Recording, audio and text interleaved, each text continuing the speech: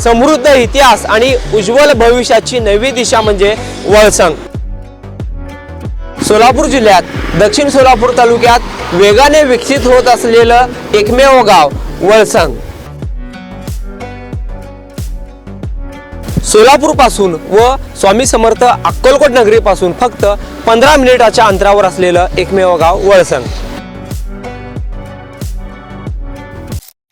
आज सकाळी विदर्भ आणि मराठवाडा या भागात भूकंपाचे सौम्य धक्के जाणवले। यानंतर खगोलशास्त्र अभ्यासक डॉक्टर श्रीनिवास औंधकर यांनी महत्त्वाची अपडेट दिली। याबाबत माहिती जाणून घेऊया आपण की नेमकं 33 वर्षानंतर मराठवाड्यात मोठा भूकंप कसा झाला। वाशिम शहरातील काही भागांबरोबरच यवतमाळ जिल्ह्यातील पुसद तालुक्यातील शेंबाळ पिंपरी परिसरात आणि नांदेड शहर व परिसरात हलके धक्के बसले। हिंगोली जिल्ह्यातील पांगरा शिंदे येथे मध्यम स्वरूपाचा धक्का जाणवला। भूकंपाच्या वेळी भूगर्भातून मोठा आवाज आला आणि त्यानंतर जमीन हल्ल्यासारखे जाणवले, अशी माहिती नागरिकांनी दिली। सकाळी 8:45 हे धक्के जाणवले आहेत। अशातच आता खगोलशास्त्र अभ्यासक डॉक्टर श्रीनिवास औंधकर यांनी या भूकंपाबाबत माहिती दिली आहे। छत्रपती संभाजीनगर मधील खगोलशास्त्र अभ्यासक औंधकर यांनी मराठवाड्यातील या भूकंपाबाबत बोलताना म्हटले की आज सकाळी झालेला भूकंप हिंगोली जिल्ह्यातील पांगरा शिंदे येथे मध्यम स्वरूपाचा जाणवला असून भूकंपाची तीव्रता 4.7 रिश्टर स्केल नोंदवण्यात आली आहे। गेल्या 6 वर्षात या भागात 30% धक्के बसले आहेत। याची नोंद घेऊन प्रशासनाने काम करणे आवश्यक आहे। पुढे बोलताना औंधकर यांनी म्हटले की यापूर्वी 4.5 रिश्टर स्केलचे 3 धक्के नोंदवले गेले होते, मात्र आज 4.7 ची नोंद झाली। यामुळे सुमारे 30 ते 35 टन ऊर्जा निर्माण झाली आहे।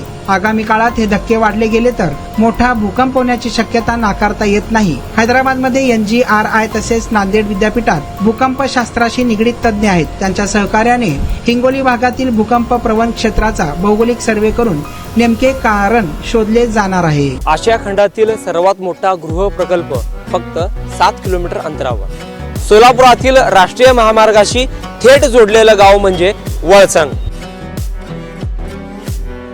वळसंग शांत, स्वच्छ आणि प्रदूषणमुक्त वातावरण।